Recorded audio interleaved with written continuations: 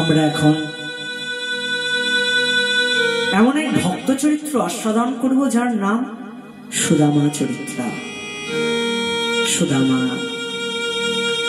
কৃষ্ণ শাসিত সখা কশ্চিৎ ব্রাহ্মণ ব্রহ্ম বেত্তমঃ বিরক্ত ইন্দ্রিয়ার্থেষু প্রশান্তাত্মা জিতেন্দ্রিয়ঃ। সুদামা যিনি ব্রাহ্মণ সন্তান ছিলেন, জিতেন্দ্রিয়, যিনি ইন্দ্রিয়কে জয় করেছেন, প্রশান্তাত্মা, সবসময় যিনি আনন্দে অবস্থান করেন, যার কোনো দুঃখ নাই, দুঃখ নাই, সবসময় আনন্দ আর আনন্দ, সবসময় যিনি নিত্যানন্দে পরিতৃপ্ত, ভগবানের শ্রীচরণে যিনি তার মন প্রাণ জীবন যৌবন সর্বস্ব কিছু সমর্পণ করে দিয়েছেন, এমন চরিত্র সুদামা চরিত্র। সুদামা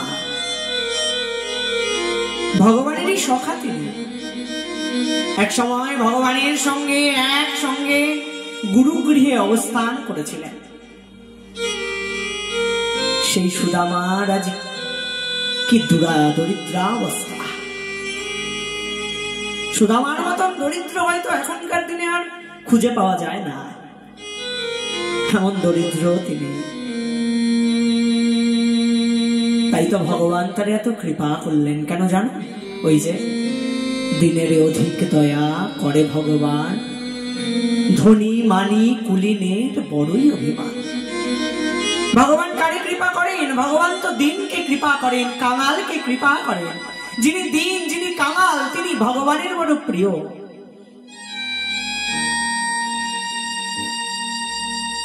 এখনকার দিনে না কাঙাল খুঁজে পাওয়া বড় কঠিন, জানো? এখনকার দিনে আর কাঙাল খুঁজে পাওয়া যায় না, কেন জানো? কারণ ওই যে হয়তো জড়জাগতিক ধন নেই তার কাছে, কিন্তু হৃদয়ে ধনের আকাঙ্ক্ষা রয়েছে, হৃদয়ের মাঝে ধনের জন্য বাসনা রয়েছে, সব সময় ধন লাভ করতে চায়। ধনী নয় তিনি, কিন্তু ধনের জন্য আকাঙ্ক্ষা রয়েছে। আর সুদামা, তার জড়জাগতিক ধনও ছিল না, আবার ধনের জন্য কোনো আকাঙ্ক্ষাও ছিল না। কখনো তো এমন হতো ভিক্ষায় বেরিয়েছে সুদামা, আজ ভিক্ষা পায় নাই, ভিক্ষা পায় নাই। আজ ঘরে ফিরে এসেছেন, ভিক্ষা পান নাই। এবার ঘরে ফিরে এসে হরিনাম করছেন আর কাঁদছেন, ভগবান নাম গাইছেন আর কাঁদছেন। এক পক্ষ জিজ্ঞাসা করলো, সুদামা তুমি যে আজ ভিক্ষা পাও নাই, তোমার কষ্ট হচ্ছে?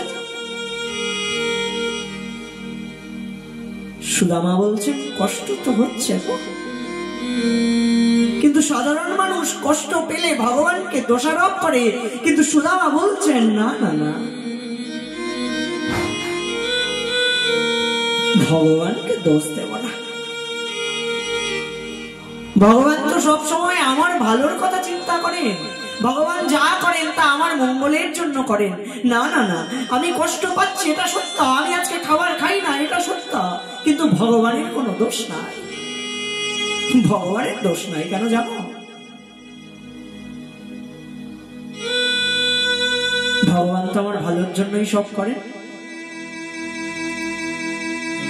আজ আমি ভিক্ষায় বেরিয়েছি, ভিক্ষা পাই না, হ্যাঁ জানি এটা হয়তো ভগবানের ইচ্ছেতেই হয়েছে, কিন্তু তবুও বলবো ভগবান আমার ভালোর জন্যই চিন্তা করেন, ভগবান আমায় বড় ভালোবাসেন, তাই তো আজ আমি ভিক্ষা পাই নাই।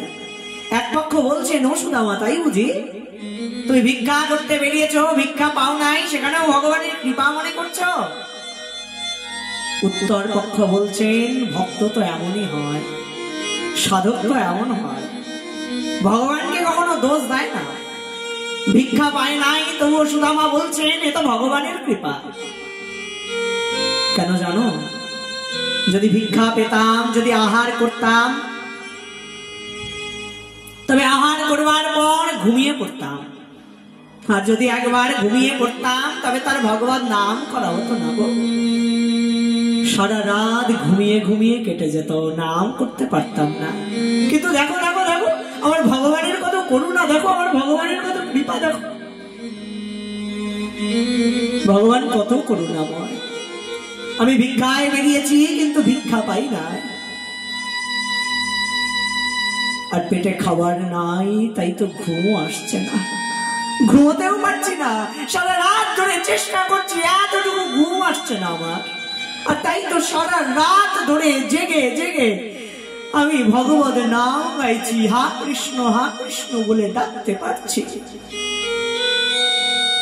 সুদামা বলছে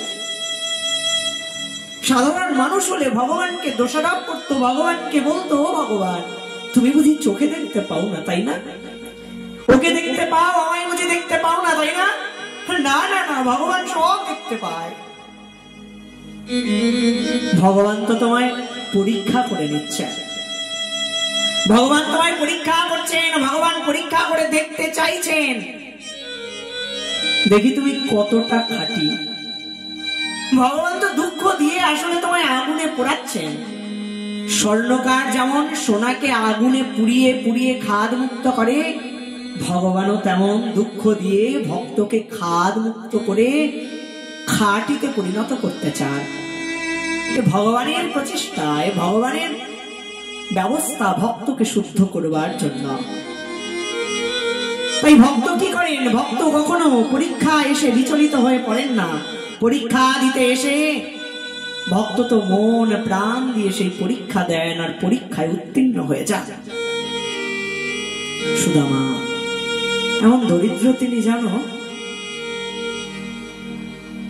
যে বসনটা পরিধান করে আছেন, সেই বসনটা 8-10 জায়গায় সেলাই করা।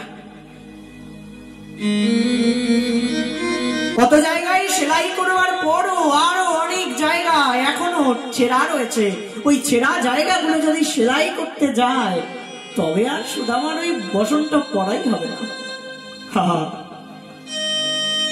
বাইরে থেকে এত দুঃখ এত কষ্ট সুদামার, কিন্তু হৃদয় আনন্দে পরিপূর্ণ। কেন জানো? ওই যে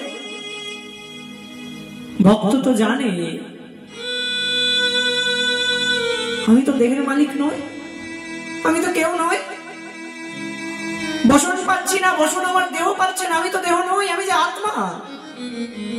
খাবার পাচ্ছি না, তাতে কোনো অসুবিধা নাই, কিন্তু সাধক জানি আমাকে ভজন করতে হবে,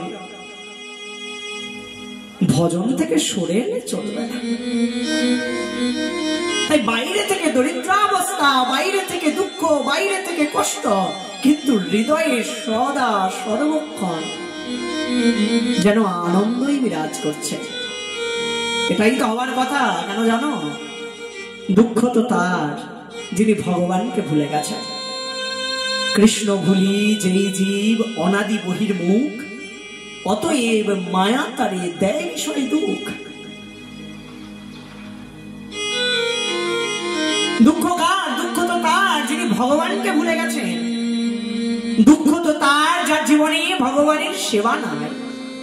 দুঃখ তো তার যার মুখে ভগবত নাম নাই। দুঃখ তো তার যার কর্ণ কুহর দ্বারা ভগবানের কথামৃত প্রবেশ করে না। দুঃখ তো তার যিনি সর্বক্ষণ ভগবত নামে মেতে থাকেন, যিনি সবসময় ভগবানের কথা আস্বাদন করতে থাকেন। তার আবার দুঃখ কিসের? যার হৃদয়ের মাঝে সচ্চিদানন্দ বিগ্রহ অবস্থান করছে, আমার ভগবান বিরাজমান, তার আবার দুঃখ কিসের? দুঃখ তার নাই, তার দুঃখ হতে পারে না, তার জীবনে দুঃখ আসতে পারে না।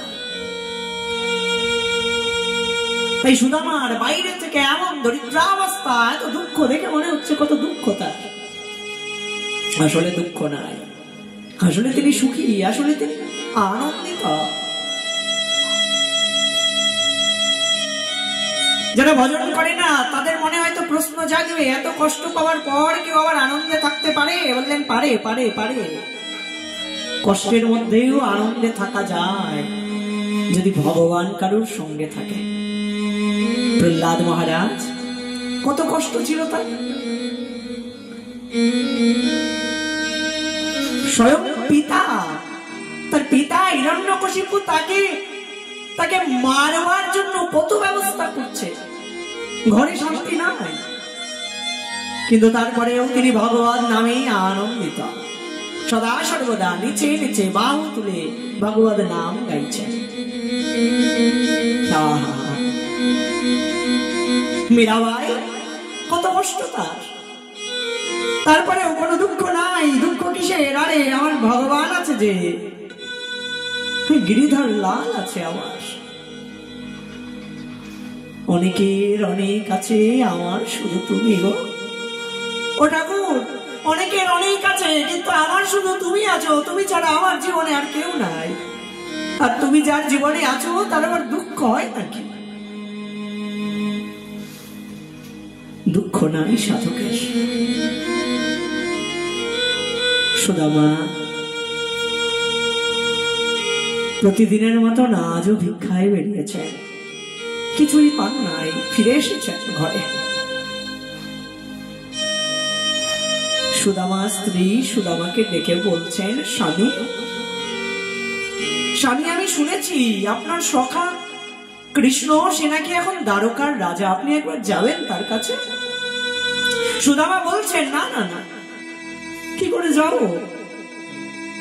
কয়েকটি জায়গায় খালি হাতে যেতে নাই যে, আমি আমার সখা কৃষ্ণের কাছে এতদিন পর যাব, কিন্তু কি নিয়ে যাব বলো তো? আমাদের যে নেবার মতন কিছুই নাই, নিজেরাই তো খেতে পাই না, সুদা ভগবানের জন্য কি নিয়ে যাব? সুদামা কাঁদছে। সুদামার স্ত্রী বলছেন, স্বামী স্বামী কেঁদো না স্বামী, আমি ভিক্ষায় বেরোই, প্রতিদিন তো তুমি ভিক্ষা করতে যাওয়া, আমি যাই, দেখি কিছু পাওয়া যায় কিনা, যদি কিছু পাওয়া যায় তবে তবে তাই নিয়ে তুমি তোমার সবার কাছে যেও। সুদামার স্ত্রী আজ ভিক্ষায় বেরিয়েছে, পরপর 3 বাড়ি ভিক্ষা করেছেন, প্রথম 2 বাড়ি তো ভিক্ষা দেয় নাই, পরের বাড়িটা যাও ভিক্ষা দিয়েছে, তিনি বলছেন তিনিও দিয়েছে কতগুলো গন্ধযুক্তওয়ালা চিড়ে, সুদামার স্ত্রী তাই নিয়ে এসেছে, আর পুটুলি বেঁধে সুদামার হাতে তুলে দিয়ে বলছেন, স্বামী শুধু এতটুকুই পেয়েছি, এটাই নিয়ে যান আপনি আপনার সখার কাছে। সুদামা এবার ভগবত নাম গাইতে গাইতে যাচ্ছেন, ভগবত নাম গাইছেন আর যাচ্ছেন।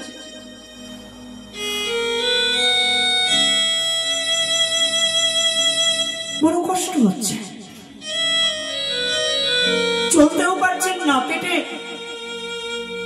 তো ক্ষুধা, আহার করেন নাই,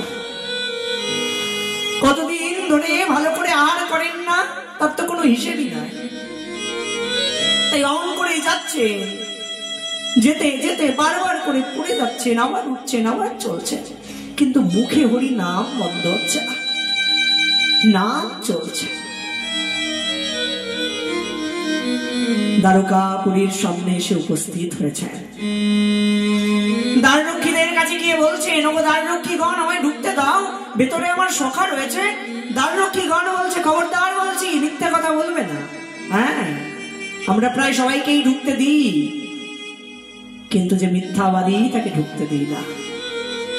আপনি মিথ্যে কথা কেন বলছেন? কোথায় আমাদের রাজা ধীরাজ আর কোথায় আপনি? আপনি কখনো আমাদের মহারাজের সখা হতে পারেন? এটা কখনো সম্ভব?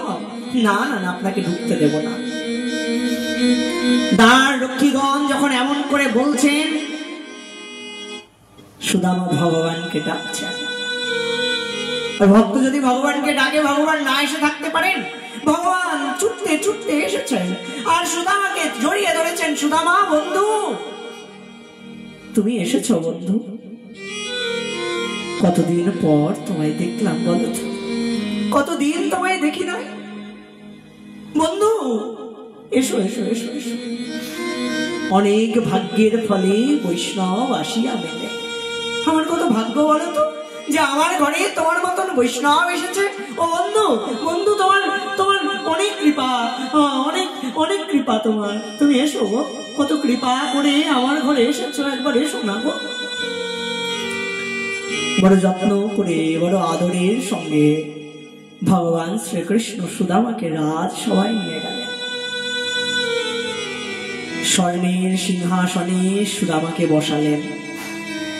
ভগবান আজ নিচের আসনটা অলঙ্কৃত করলেন। ভগবান দেখাচ্ছেন, দেখো দেখো দেখো অতিথিকে কেমন করে সেবা করতে হয়। ও জগৎবাসী, তোমরা শিখে নাও কেমন করে সেবা করতে হয় অতিথির, একবার শিখে নাও। ভগবান আজ সুদামার চরণ তলে অবস্থান করছেন, চরণের সামনে আসন নিয়ে বসে গেলেন। রুক্মিণীকে বললেন, রুক্মিণী জল নিয়ে এসো। রুক্মিণী জল নিয়ে এসেছেন।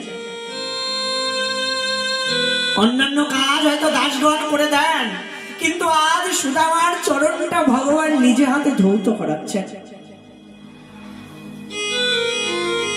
ভগবান সুদামার চরণ ধুইয়ে দিচ্ছে।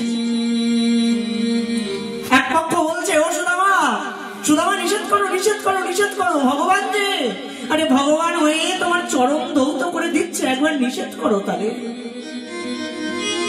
নিষেধ করো, তোমার অপরাধ হয়ে যায়,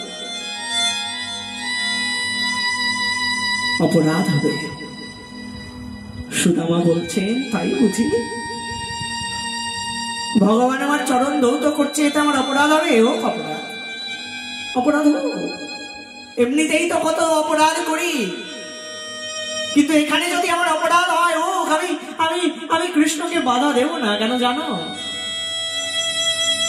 আমার চরণ ধৌত করলে হয়তো আমার অপরাধ হবে, কিন্তু আমার সখার আনন্দ হচ্ছে যে, আমার সখার সুখ হচ্ছে যে, আমার সখার সুখের জন্য আমি সব করতে পারি। তাই আজ আমি তারে বাধা দেব না যে আমার চরণ তুমি ধুইয়ে দিও না, ধুইয়ে দাও। আমার সখার সুখ হচ্ছে যে। ভগবান শ্রীকৃষ্ণ নিজে হাতে সুদামার চরণটা ধৌত করে দিলেন। সুদামাকে নতুন বস্ত্র পরিধান করিয়ে দিলেন। খুব সুন্দর করে সুদামাকে ভোজন করালেন। আর ভগবান মনে মনে বলছেন, সুদামা তুমি কতদিন খাও নাই? সুদামা তুমি জানো? মনে মনে বলছেন, সুদামাকে বলা যাবে না, সুদামা তো কষ্ট পাবে। মনে মনে বলছেন, সুদামা তুমি জানো, তুমি যেদিন আহার করতে না, সেদিন আমি আহার করতে বসতাম। রুক্মিণী আদি সব প্রিয়াগণ আমায় আহার করতে বসাতো, কিন্তু আহার করতে বসবার পর আমি আর আহার করতে পারতাম না। আমি তাদেরকে বলতাম, আমি আজ আর আহার করবো না, আমার ভালো লাগছে না। কেন জানো? কারণ হয়েছে, সুদামা তুমি যে আহার করো না, তুমি যে আমার সখা গো, তোমায় যে আমি বড় ভালোবাসি, আমার সখা আহার না করে অমন করে কষ্ট পাচ্ছে, আর আমি আহার করতে পারি না? না না, আমি আহার করি না, আমিও সেদিন আহার করতাম না। সুদামা আমি তোমায় বড় ভালোবাসি গো। আজ মনের আনন্দে সুদামাকে ভোজন করালেন ভগবান। তারপর সুদামাকে সোনার পালঙ্কে শয়ন করিয়েছেন, আর ভগবান নিজে হাতে আজ চরণ সম্মান করছেন। আর সুদামাকে বলছেন, সুদামা, ও সুদামা, তুমি তো এক সময় বলেছিলে আমি বিবাহ করবো না, পরে বিবাহ কি করেছো? বহুদিন ধরে তো তোমার সঙ্গে কথা হয় না। সুদামা বলছেন, করেছি। তাই বুঝি? ও সুদামা, এই যে আমার এতগুলো স্ত্রী রয়েছে, 16,108 জন স্ত্রী, সুদামা বলো না গো, এই এতগুলো স্ত্রীর মধ্যে কোন স্ত্রীর মতো দেখতে তোমার স্ত্রী? আমাদের বৌদি কেমন হয়েছে দেখতে? সুদামা বলছেন, ও কৃষ্ণ, তোমার এতগুলো স্ত্রী থাকতে পারে, কিন্তু একজনও আমার স্ত্রীর মতন সুন্দর হয় নাই। তাই বুঝি তোমার স্ত্রী এত সুন্দর? সুদামা বলছেন, অবশ্যই সুন্দর। কেন সুন্দর জানো? যেই স্ত্রী স্বামীকে ধর্মের পথে এগিয়ে দেয়, যেই স্ত্রী ভগবানের সঙ্গে স্বামীর যোগ করিয়ে দেয়, মিলন করিয়ে দেয়, তার মতো সুন্দর স্ত্রী জগতে আর কেউ আছে নাকি? সহধর্মিণী তো তিনি, যিনি ধর্মে সহযোগিতা করেন। কলিকালে স্ত্রীগণ সহধর্মিণী খুব কম আছে। এখনকার স্ত্রীরা আর স্বামীকে ধর্মের সঙ্গে যুক্ত করাতে চায় না, যুক্ত করিয়ে দেয় না। পারলে অসৎ কার্যের সঙ্গে স্বামীকে যুক্ত করিয়ে দেয়। এমনও কিছু কিছু স্ত্রী আছে জানো, কলিযুগে অনেক জায়গায় যাই তো, অনেকের সঙ্গে দেখা হয়, অনেক শিক্ষকের সঙ্গে কথা হয়, অনেকে এসে বলেন।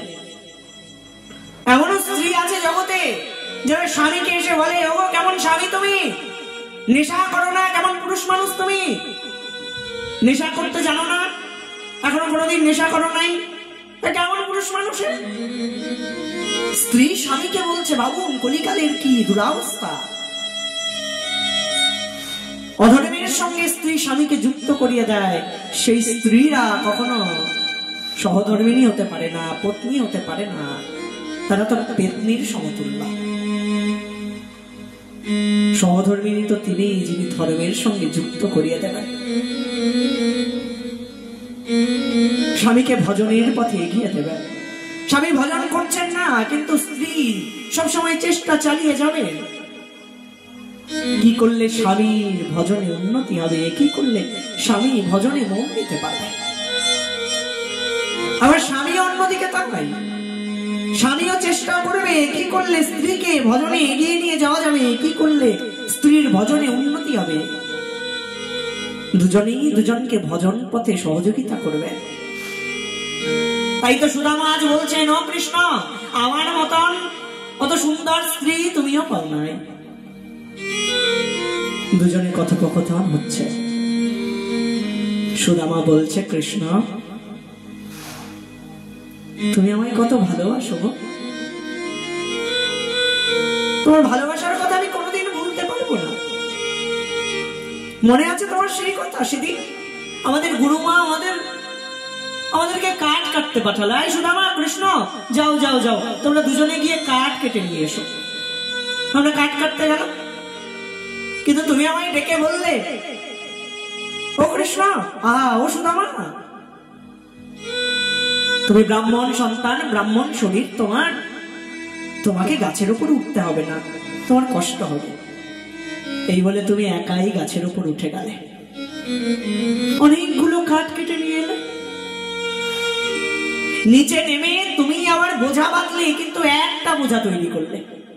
আমি তোমায় জিজ্ঞেস করলাম, ও কৃষ্ণ, অতগুলো কাঠ দিয়ে একটা বোঝা কেন তৈরি করছো? তুমি আমায় বললে, সুদামা তোমার ব্রাহ্মণ শরীর, তোমার বড় কষ্ট হবে, তাই আমি কাঠ মাথায় করে নিয়ে যাব। আমি তোমায় বারবার করে নিষেধ করলাম, কিন্তু তুমি আমার কথা শুনলে না। একটা বোঝা তৈরি করলে, করে আশ্রমের উদ্দেশ্যে আমরা রওনা হলাম। একা একা তুমি সব কাজ করেছো বলে আমাদের অনেকটা বিলম্ব হয়ে গিয়েছে। আর এদিকে গুরুমা আমাদের খুঁজতে বেরিয়েছে। গুরুমা যখন দূর থেকে দেখতে পেল যে আমি খালি হাতে হেঁটে হেঁটে আসছি আর তোমার মাথায় অত বড় বোঝা, গুরুমা খুব রেগে গেল। গুরুমা একটা হাতে একটা লাঠি দিয়ে ছুটে এলো আমার কাছে। আর তুমি আমার সামনে এসে দাঁড়িয়ে বললে, গুরুমা করছো কি? গুরুমা বলল, কৃষ্ণ এই সুদামা কোনো কাজ করে নাই, তাই না? সুদামা তোমায় দিয়ে খাটিয়েছে। কিন্তু দেখো তুমি আমায় কত ভালোবাসো, তুমি বলতে পারতে সত্য কথা, কিন্তু বলবে না। আমার কষ্ট হবে দেখে তুমি গুরুমাকে বললে, গুরুমা না না, এখানে সুদামার কোনো দোষ নাই, সুদামাই তো সব কাঠ সংগ্রহ করেছে, সুদামাই তো বোঝা বেঁধে এত দূর পর্যন্ত নিয়ে এসেছে। ও গুরুমা, আমি তো এই মাত্র তোমায় দেখানোর জন্য বোঝাটাকে মাথায় তুলে নিয়েছি। কৃষ্ণ কত ভালোবাসো তুমি আমায়। গুরুমা তোমায় বকাঝকা করলো, কিন্তু আমায় আর কিছু বললো না। আর আমি তখন গুরুমার কাছে তোমার নামে বলতেও পারছিলাম না, তবে তুমি মিথ্যাবাদী হয়ে যাবে যে। এত ভালোবাসো তুমি আমায়, সে ভালোবাসার কথা আমি ভুলতে পারবো না। দুজনের মধ্যে ভাবে কথোপকথন হচ্ছে। দেখতে দেখতে রাত কেটে গেল। কি করে যে রাত কেটে গেল বুঝতেই পারলাম না। সকালবেলায় সুদামা বলছে, সখা এখন আমায় যেতে হবে। কৃষ্ণ বলছে, আরেকটু থেকে গেলে হয় না? না না না, তোমার বৌদি ঘরে একা আছে, আমায় যেতে হবে। সুদামা বেরিয়ে যাচ্ছে। ভগবানের কাছে কিছু চাইতে পারলেন না। যে ভগবানকে পায়, যে ভগবান যার সামনে এসে দাঁড়ায়, সে আর ভগবানের কাছে কিছু চাইতে পারে না। কেউ চাইতে পারেন নাই, ধ্রুব বলো, প্রহ্লাদ বলো, কেউ চায় না। আজ সুদামাও চাইতে পারল না। সুদামা বেরিয়ে যাচ্ছে, যাওয়ার আগে ওই বহুমূল্য পোশাকটা যে পরিধান করেছিল সুদামা, সেটাকে খুলে রেখে চলে গেল। ভগবান শ্রীকৃষ্ণই তাকে খুলে রেখে যেতে বললেন। এক পক্ষ বলছে, ও কৃষ্ণ, সবাইকে না কত কিছু দান করো তুমি, হ্যাঁ সবাইকে না কত কিছু দাও, তবে সুদামাকে একটা মাত্র বস্ত্র দিয়েছ, সেটাও আবার কেড়ে নিতে হলো কেন? তোমার কি বস্ত্রের অভাব নাকি? ভগবান বলছেন, না না, আমার বস্ত্রের অভাব নাই, কিন্তু বস্ত্রটা কেন খুলে নিলাম জানো? সুদামা আসবার সময় ছেঁড়া বস্ত্র পরে এসেছিল, এখন যাওয়ার সময় যদি ওই বহুমূল্যবান বস্ত্রটা পরে রাস্তা দিয়ে যায়, মানুষ কি বলবে? জগৎবাসী কি বলবে? দেখো দেখো দেখো, লোভী ব্রাহ্মণ। আসার সময় ছেঁড়া বস্ত্র পরে এসেছিল, যাওয়ার সময় সখার কাছ থেকে বহুমূল্য বস্ত্র নিয়ে যাচ্ছে। লোভী লোভী লোভী লোভী লোভী ব্রাহ্মণ। না না না, আমায় সকলে নিন্দা করুক, অসুবিধা নাই, কিন্তু আমার ভক্তের নামে কেউ যদি কটু কথা বলে, তবে আমার বড় কষ্ট হয়। সুদামা হেঁটে হেঁটে যাচ্ছে, কিন্তু ভগবান কি করলেন জানো? ভগবান সুদামার আগেই রথে চেপে সুদামার ঘরে পৌঁছে গেলেন। এই দৃশ্য দর্শন করে এক পক্ষ বলছেন, ও কৃষ্ণ, ঠিক আছে, জামাটা না হয় খুলে নিয়েছো, লোকে খারাপ বলবে, কিন্তু তুমি রথে করে সুদামার ঘরেই এলে, তবে সুদামাকে একসঙ্গে নিয়ে এলে, সেখানে তো কোনো দোষ হতো না। হ্যাঁ, দোষ হতো না, কিন্তু মাতা ধরিত্রী, মাতা মেদিনী আমার কাছে এসে বলল, ওগো কৃষ্ণ, আমি জানি তোমার কাছে একবার যখন সুদামা এসে উপস্থিত হয়েছে, সুদামার আর কোনো দুঃখ থাকবে না। আমি জানি তুমি সুদামাকে ঐশ্বর্য দান করবে। ও কৃষ্ণ, ভগবান, সুদামা যদি একবার ঐশ্বর্য পেয়ে যায়, তবে সুদামা আর কোনোদিন আমার মাটির উপর দিয়ে হয়তো অমন করে হেঁটে হেঁটে যাবে না, সে হয়তো এখন থেকে রথে করেই যাবে।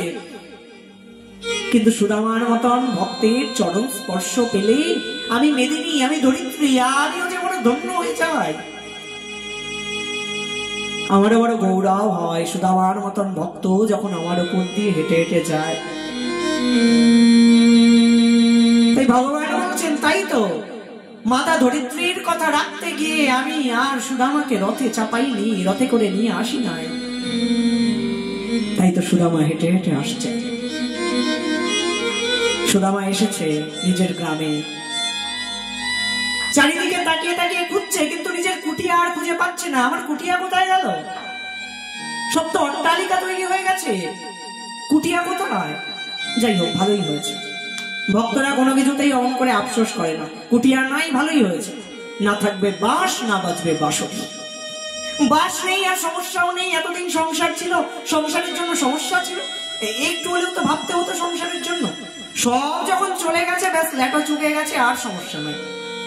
এই ভেবে সুদামা একটা বৃক্ষের নিচে বসে বসে ভজন করতে আরম্ভ করলেন। আর সুদামা স্ত্রী দূর থেকে যেই না দর্শন করলেন, স্বামী এসেছে, ছুটে এলেন স্বামীর কাছে, আর স্বামীকে এসে ডাকছেন, স্বামী স্বামী ঘরে চলুন। সুদামা বলছে, কে তুমি? এত বস্ত্র অলংকার তুমি কোথায় পেলে? আর এত অট্টালিকা কি করে হলো? আসলে পুরো গ্রাম অট্টালিকায় ভরে গেছে। কেন জানো? ভগবান এসে সুদামার ঘরটিকে অট্টালিকায় তৈরি করতে চেয়েছিল, কিন্তু সুদামার স্ত্রী ভগবানকে বলেছিলেন, ভগবান, তোর গ্রামবাসীরা অমন করে কুটিয়ায় থাকবে আর আমি অট্টালিকায় থাকবো, এটা হয়? যদি অট্টালিকা করে দিতে হয়, তবে সবাইকে অট্টালিকা করে দিতে হবে, না হলে আমারও অট্টালিকা চাই না। ভক্ত তো এমন হয় যে অন্যের দুঃখে দুঃখী হয়, অন্যের সুখে যা সুখ হয়। তাই তো পুরো গ্রাম ভগবান অট্টালিকায় পরিণত করে দিয়েছে। সুদামা বলছেন, এসব কে করেছে? সুদামার স্ত্রী বলছেন, যে করেছে সে এখন আমাদের ঘরে আছে। এসো স্বামী, এসো, ঘরে চলো, ঘরে গেলে তাকে দেখতে পাবে। সুদামা ঘরে এসে দেখছেন ভগবান বসে রয়েছে। সুদামা কাঁদছেন, কেঁদে কেঁদে ভগবানকে বলছে, কৃষ্ণ, ও সখা, তুমি না আমায় বলেছিলে আমায় তুমি বড় ভালোবাসো, কিন্তু আজ বুঝতে পারলাম আমায় তুমি ভালোবাসো না। কেন কেন কেন সুদামা অমন করে বলছো কেন? না না, তুমি আমায় কিছুতেই ভালোবাসো না। কেন জানো? যদি আমায় ভালোবাসতে তবে এমন করে অট্টালিকা তৈরি করে দিতে না, এমন করে ঐশ্বর্য দান করতে না। ও কৃষ্ণ, তুমি জানো না যে ঐশ্বর্য পায় যার ধন থাকে সে তোমার ভজন করে না, সে তো তোমায় ভুলে যায়, সে তো তোমায় মানতেই চায় না। ও ঠাকুর, এতদিন ধন ছিল না তাই তোমায় ভালোবাসতে পেরেছি। আজ তুমি আমায় ঐশ্বর্য দান করলে, আজকের পর থেকে হয়তো তোমার কথা ভুলেই যাব। দুঃখে থাকলেই তো তোমার কথা মনে পড়ে ঠাকুর, সুখী হলে তো তোমার কথা মনে থাকে না। তাই আজ থেকে তুমি আমায় সুখী করে দিলে, আজ থেকে বুঝি আমি আর তোমায় ডাকতে পারবো না।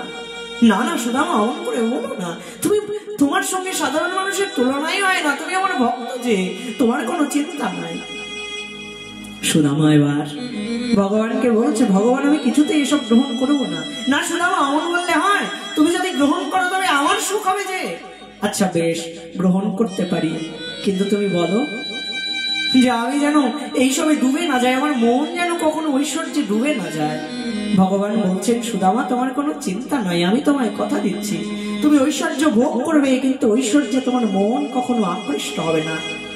আর কিছুকাল ঐশ্বর্য ভোগ করবার পর তুমি আর তোমার স্ত্রী দুজনেই আমার লোকে এসে অবস্থান করবে, আমি তোমাদের কথা দিচ্ছি।